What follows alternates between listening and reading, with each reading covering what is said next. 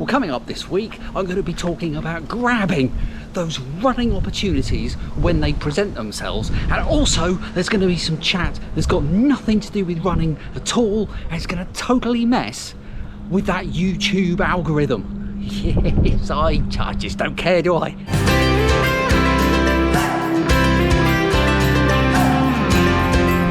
So it is a lovely spring day, the sun is shining, there's a little bit of a cool breeze, but it's not unpleasant, it's alright. Can you hear me alright? I don't know, perhaps if you can't, that's not a bad thing. Now, today I'm doing something that I wasn't expecting to do. It's kind of like a last minute Brucey bonus, because today I'm going out, it's midweek, it is the morning, I know, and I'm going out for a run. I'm going to hopefully do a 10k. It's very unusual.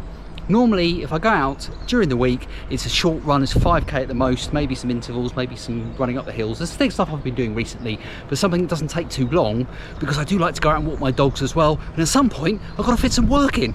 So, but today my wife has gone out with a friend to walk the dogs, so I've got a bit longer, and I thought, I know what I'll do. I'll go for a run. Let's do that. So if you're gonna run, then run with me. If you got a drum. So what is it that I'm going to talk about that messes with the YouTube algorithms? Why would I want to do that? Well, if you've been watching the channel a while, you might be familiar with the fact that I've been learning British Sign Language. And of course there are lots of different versions of sign language all over the world. If you're in America, you'll be learning American Sign Language. Australia, Australian. Italy, Italian Sign Language. You see how it works. Now of course, in different countries like Italy, there will be very different words and very different signs. It's a completely different language. But even between the English-speaking nations, the signs are different. So American Sign Language is very different to British Sign Language. There'll be a few signs that are similar, but very many of them won't be. But even here in the UK, there are variants across different parts of the country. And, well, to get one over, and the signs down here in the southern England, where I am, can be very different to the signs up north. So take numbers, for example, the numbering system used down here in the south is different to the northern numbering system. And that can be a bit of a problem when it comes to taking exams in BSL, because the exam board is up north.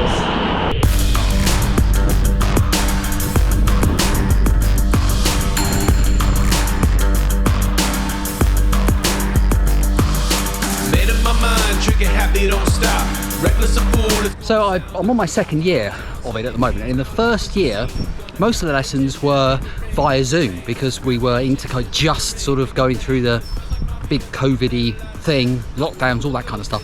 And it made learning quite difficult. It gave it an extra, perhaps, level of complexity that wouldn't have been there in a proper classroom scenario. We did have some lessons in the classroom, but the vast majority were on Zoom. And then you have 3 exams, so I took those in, was it May?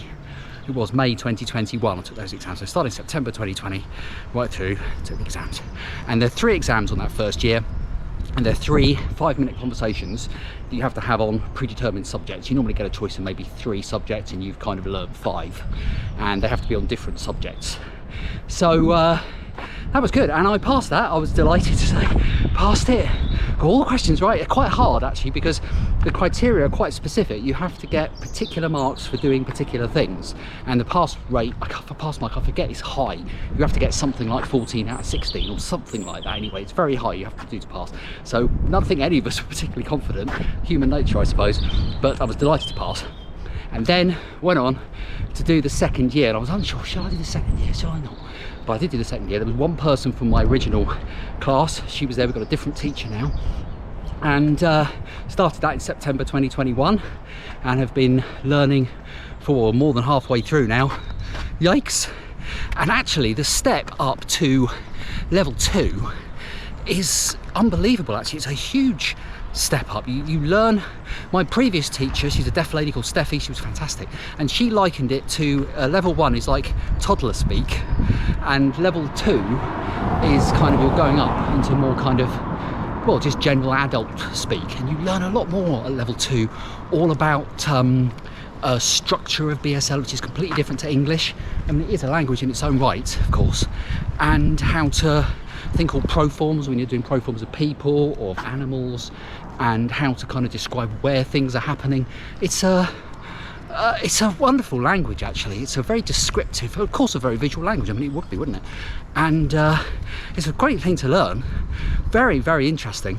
And here in the UK, it became, it got a lot of headlines, actually, towards the end of last year, when there was a deaf contestant on Strictly Come Dancing, which you might know in your part of the world as Dancing with the Stars, it's known. And she was doing bits of sign language. Now, the thing about the sign language that she was doing, if you saw it, is she was doing more what's called sign-supported English. So it's where she was talking and using the British Sign Language, the BSL signs, for what she was saying. But BSL itself actually has a different structure, so you wouldn't necessarily sign something in the same order that you would speak it aloud. So it wasn't true sign language which she was doing. I mean, she knows that, obviously, but she would sign it completely differently if she was communicating with another deaf person. So that's kind of what we're learning in the exams at the moment. It's really interesting. Sorry, in the lessons at the moment. And the exams are, I don't know when they are, June, I think. Somebody asked last week, when are the exams? And the teacher didn't know. So, but we think it's sort of June-ish time. And I'm recording this in mid-March. So, not long to go. And for the exams this time, you have to do one presentation. It has to be a 5-minute presentation. You can pick your subject. I've chosen food and drink for my subject. It actually involves a bit of holidays as well, just because of the story that I'm telling. You then have to have a conversation, again on a different subject. I'm probably going to do holidays for that as well if I can get away with it. That has to be 7-minute conversation that you have. You have to lead the conversation with the teacher. And then there's another one, this I think is the hardest, which is an exam where you watch a video of somebody. It might be a conversation, it might be somebody doing a presentation, and then it's quite long. I forget how long. I think the whole thing is about 20 minutes, but the video I think is shorter than that, maybe 10. And then it's repeated, broken up into sections with multiple choice questions at the end of it, and it will ask questions about what you've just been seeing. And it's not only something where you're having to interpret the signs, it's also a memory game to a large extent, because you have to remember what was happening. That's really hard. We're doing lots of practice versions of that. It's quite difficult. And this is where this sort of dialect thing comes in, because they are using northern signs, and some of the signs we're not as familiar with. They're not signs that we would use in my part of the country, but because you need to know that, because I might have a conversation with somebody who's deaf and comes from Middlesbrough, who knows, and they would use those signs, so I need to know them. Similarly, they would need to know the southern signs as well. So it's hard, it's great fun. And I think it's just something, you know, maybe you want to learn another language, not necessarily BSL, maybe you want to learn Italian, or maybe you want to go and do some pottery or something. I learned the saxophone a few years ago, that was great fun. I think it's good, you know, to get out, do something that's out of your comfort zone, challenge yourself a bit, and just have fun. God, that's a lot of waffle, wasn't it? That's a lot of waffle. I need to stop now, because there's no way. If you've watched this far in the video, post a comment below to let me know, because that was a lot of talking. Anyway, I must go, I won't talk anymore. I really enjoyed that run, it was so good. I forgot to say, oh, here are the times, so I put them up on the screen earlier on, if you noticed them. And I was very happy with that. Actually, the run felt fantastic. It felt so much better than my last 10k.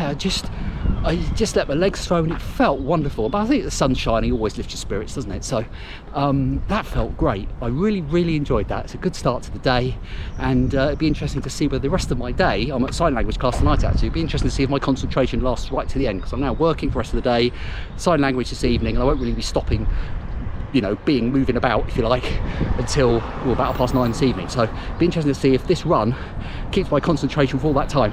Anyway, thank you so much for watching. Leave your comments below, and I'll see you for another update next week.